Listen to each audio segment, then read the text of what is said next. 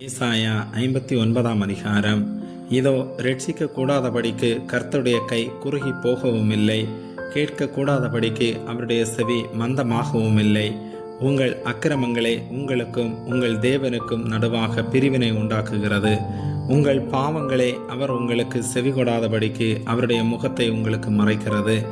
ஏனென்றால் உங்கள் கைகள் இரத்தத்தாலும் உங்கள் விரல்கள் அக்கிரமத்தாலும் கரைபட்டிருக்கிறது.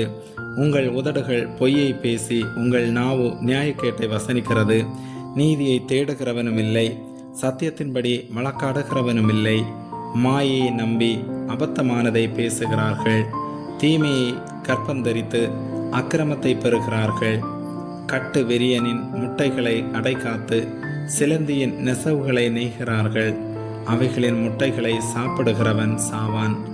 அவைகள் நெருக்கப்பட்டதேயானால் வெறியன் புறப்படும். அவைகளின் நெசவுகள் வஸ்திரங்களுக்கு ஏற்றவைகள் அல்ல. தங்கள் கிரியைகளாலே தங்களை மூடிக்கொள்ள மாட்டார்கள்.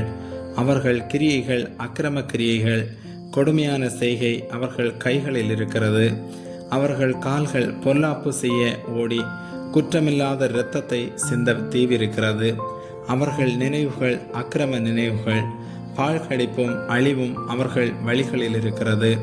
சமாதான வழியை அறியார்கள். அவர்கள் நடைகளில் நியாயமில்லை. தங்கள் பாதைகளை தாங்களே கோணலாக்கி கொண்டார்கள். அவைகளில் நடக்கிற ஒருவனும் சமாதானத்தை அறியான். ஆதலால் நியாயம் எங்களுக்கு தூரமாயிருக்கிறது, நீதி எங்களை தொடர்ந்து பிடிக்காது. வெளிச்சத்துக்கு காத்திருந்தோம், இதோ இருள் பிரகாசத்துக்கு காத்திருந்தோம். ஆனாலும் அந்தகாரத்திலே நடக்கிறோம். நாங்கள் குருடரை போல் சுவரை பிடித்து கண்ணில்லாதவர்களைப் போல் தடவுகிறோம். இரவில் இடறுகிறது போல பட்ட பகலிலும் இடறுகிறோம். செத்தவர்களைப் போல் பாலிடங்களில் இருக்கிறோம். நாங்கள் அனைவரும் கரடிகளைப் போல உருமி புறாக்களைப் போல கூவி கொண்டிருக்கிறோம். நியாயத்துக்கு காத்திருந்தோம், அதை காணோம். ரட்சிப்புக்கு காத்திருந்தோம், அது எங்களுக்கு தூரமாயிற்று.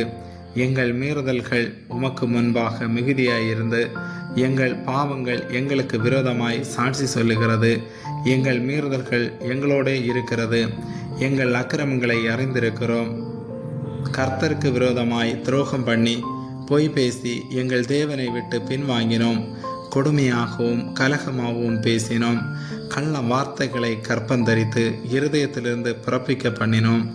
நியாயம் பின்னிட்டு அகன்றது, நீதி தூரமாய் நின்றது.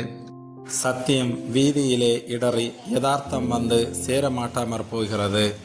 சத்தியம் தள்ளுபடியாயிற்று, பொல்லாப்பை விட்டு விலகுகிறவன் கொள்ளையாகிறான். இதை கர்த்தர் பார்த்து நியாயமில்லை என்று விசனமுள்ளவரானார். ஒருவரும் இல்லை என்று கண்டு விண்ணப்பம் பண்ணுகிறவன் இல்லை என்று ஆச்சரியப்பட்டார். ஆதலால் அவருடைய புயமே அவருக்கு இரட்சிப்பாகி அவருடைய நீதியை அவரை தாங்குகிறது. அவர் நீதியை மார்க்கவசமாக அணிந்து இரட்சிப்பென்னும் செயிராவை தமது சிரசில் தரித்து நீதி சரிகட்டுதல் என்னும் வஸ்திரங்களை உடுப்பாக உடுத்து வைராக்கியத்தை சால்வையாக போர்த்து கொண்டார். கிரியைகளுக்கு தக்க பலனை அளிப்பார். தம்முடைய சத்துருக்களிடத்தில் உக்கிரத்தை சரிக்கட்டி தம்முடைய பகைஞருக்கு தக்க பலனையும் தீவுகளுக்கு தக்க பலனையும் சரி கட்டுவார். அப்பொழுது சூரியன் அஸ்தமிக்கும் திசை தொடங்கி கர்த்தரின் நாமத்துக்கும் சூரியன் உதிக்கும் திசை தொடங்கி அவருடைய மகிமைக்கும் பயப்படுவார்கள். வெள்ளம் போல் சத்துரு வரும்போது கர்த்தருடைய ஆவியானவர் அவனுக்கு விரோதமாய் கொடியேற்றுவார். மீட்பர் சீயோனுக்கும் யாக்கோபிலே மீறுதலை விட்டு திரும்புகிறவர்களுக்கும் வருவார் என்று கர்த்தர் சொல்லுகிறார்.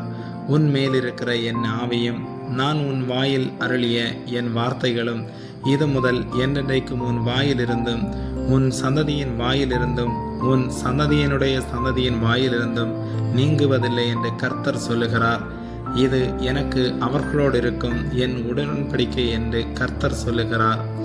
இது எனக்கு அவர்களோடு இருக்கும் என் உடன்படிக்கை என்று கர்த்தர் சொல்லுகிறார். ஆமேன்.